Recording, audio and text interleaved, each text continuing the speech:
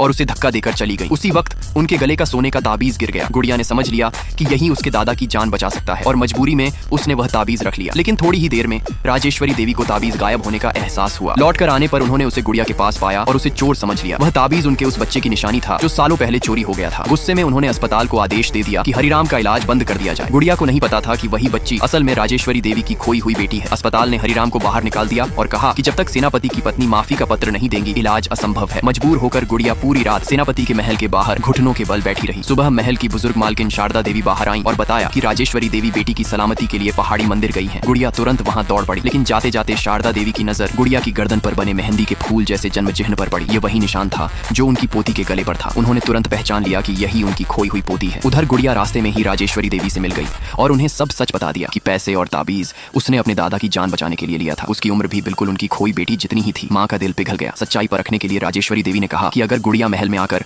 कठपुतली कला दिखा दे तो वह मान लेंगी कि वह झूठ नहीं बोल रही। महल पहुंचने पर शारदा देवी वहां नहीं थी। एक दुष्ट नौकरानी कमला ने गुड़िया को अस्तबल में ठहरा दिया। तभी महल में हड़कंप मच गया। सेनापति की अमूल्य विरासत गायब हो गई थी। असल में चोरी नौकरानी ने की थी और उसने सबूत के तौर पर वस्तु अस्तबल में छुपा दी। फिर गुड़िया पर आरोप लगा दिया। गुड़िया ने खुद को निर्दोष बताया।